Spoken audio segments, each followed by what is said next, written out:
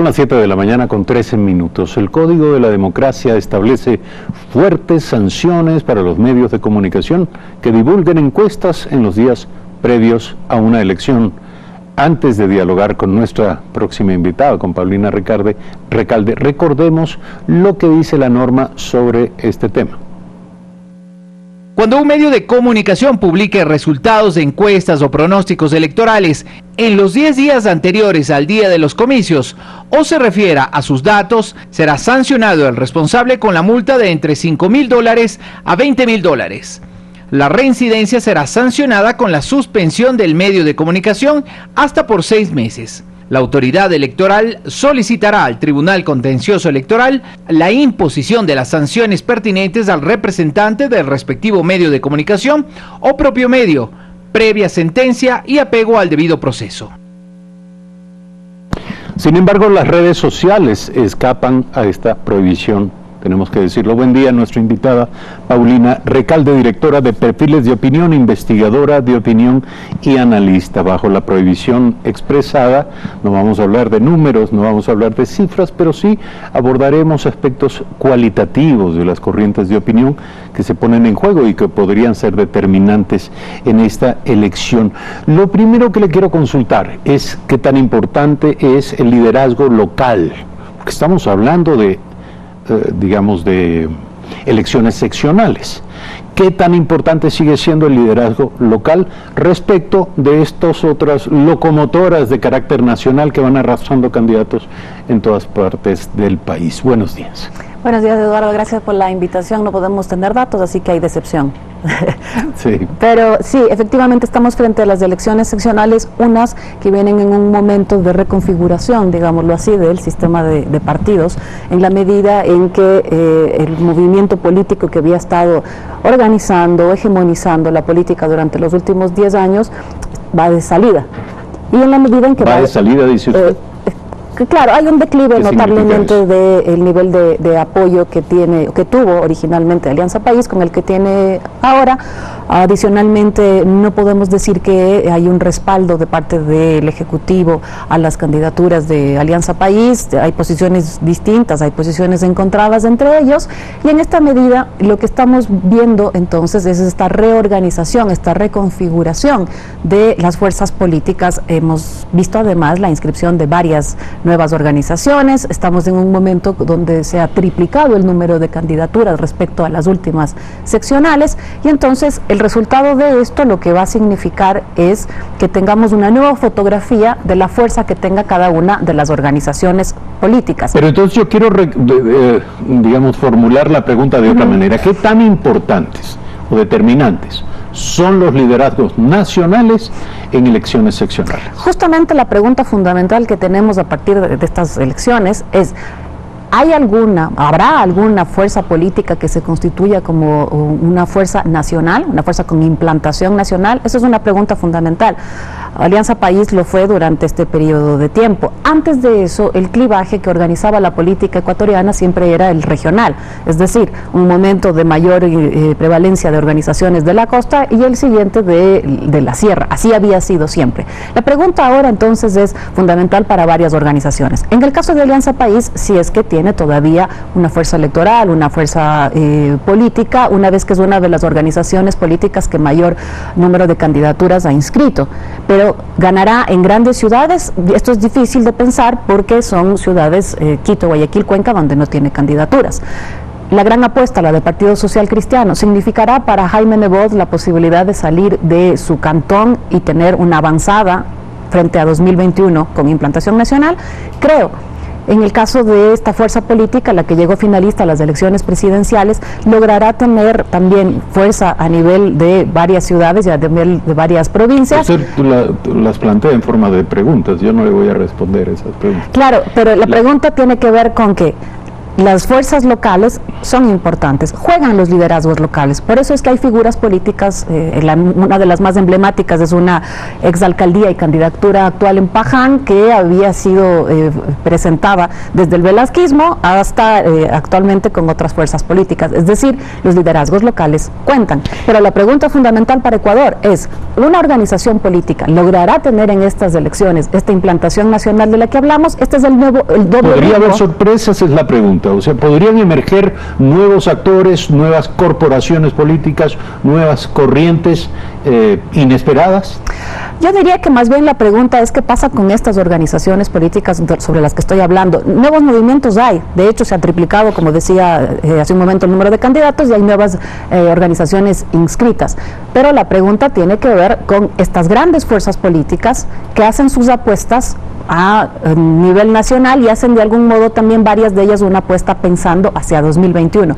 No descartamos que haya fuerzas, movimientos políticos que tengan un número interesante de alcaldías o de candidaturas, pero esto no necesariamente implica una gran proyección. El caso es Avanza. Avanza, por ejemplo, tuvo un número importante de alcaldías en las últimas elecciones. No obstante, esto no le significó una proyección nacional. Es una foto que le permitió tener una incidencia territorial de Bueno, su fundador y líder principal está prófugo.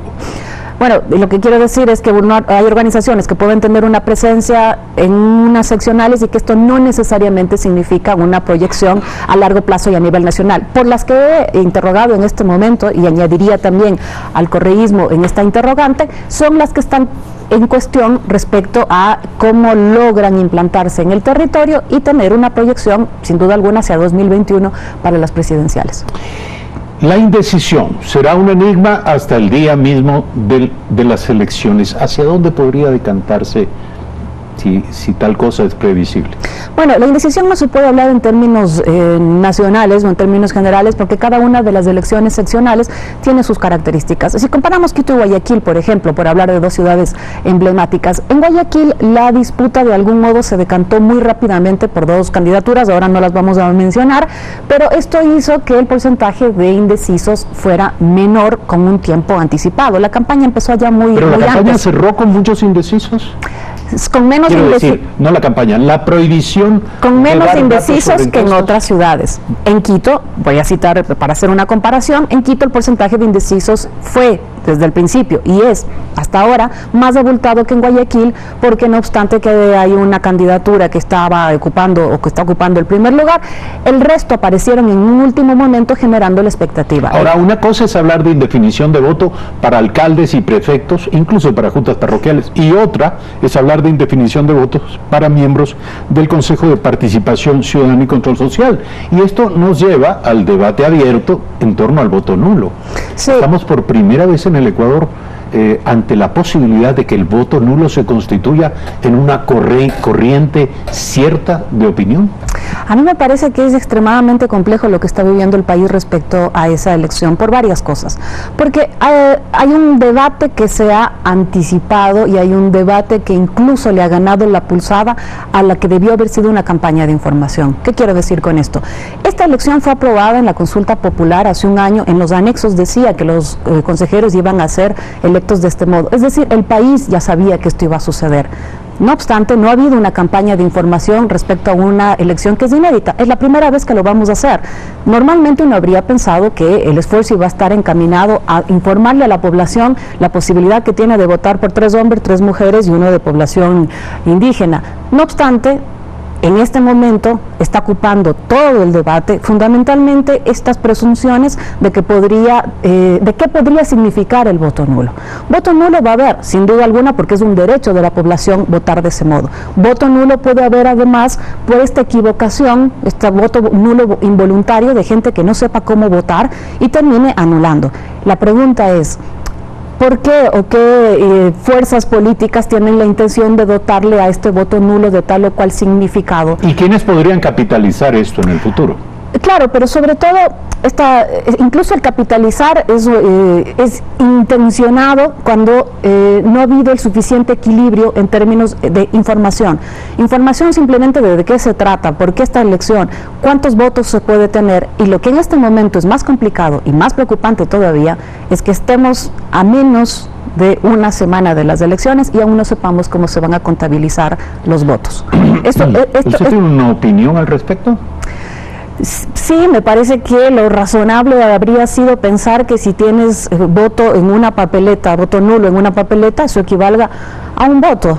Cada papeleta. Es decir, si me permite, si hay 3 papeletas para la elección de miembros del Consejo de Participación Ciudadana, al menos 3 votos nulos, dice usted, o esos multiplicados por el número de candidatos que resultan anulados. Lo razonable me parece que una papeleta sea un voto nulo.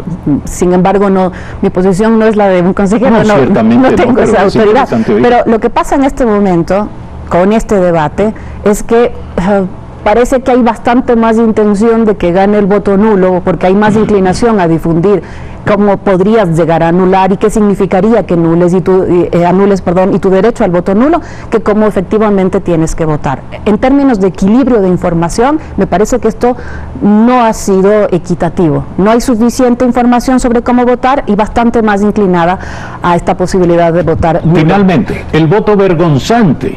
Y esto tiene mucho que ver con el trabajo de las encuestadoras, de los investigadores de opinión.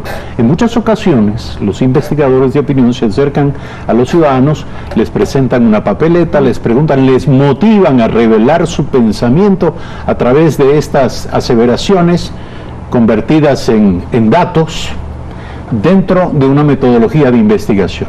Pero los ciudadanos se reservan la verdad, no dicen realmente lo que piensan y en el fondo esconden sus intenciones de voto. ¿Qué tan importante puede ser esto? Voy a mencionar 3 elementos. Quienes hacemos investigación de opinión pública hacemos una investigación bastante más profunda que solamente la de la papeleta. Tenemos una serie de indicadores que nos permiten, cuantitativos, es decir, no solamente entregamos la papeleta, tenemos una batería de preguntas que nos permiten inferir cómo podría venir el voto de ese ciudadano, más allá de que lo marque o no en la papeleta. 2, sí, hay ocasiones en las que hay el factor de voto vergonzante, es decir, no quiero decir que voy a votar por esa persona porque de algún modo puede ser no socialmente aceptado. También hay un voto miedo, cuando no se quiere decir que no se va a votar en contra de una fuerza política que tenga cierta presencia en territorio que sea más o menos fuerte. Bueno, ¿qué le dice su olfato para hablar de otra forma? Usted como experimentada investigadora, ¿cree que está presente el voto vergonzante? Digamos que esto se puede determinar de acuerdo a cada localidad. Hay localidades en las que esto puede suceder. No podemos hablar en términos nacionales porque el fenómeno de las seccionales tiene características muy particulares en cada ciudad, aun cuando esté cobijado por un escenario nacional, que es lo que sucede en este momento en el país, cuando tenemos debates a escala nacional respecto a gestión de gobierno, a expectativas frente al país en el futuro, y esto sobre todo, que además resulta preocupante, de que el CNE en este momento sea protagonista de conflictos internos, más allá que de ser el organizador y quien le dé el sentido de información al ciudadano sobre lo que jugaremos el 24 de marzo. Nos veremos el domingo. Nos veremos el domingo. Gracias, Paulina Recalde, directora de Perfiles de Opinión.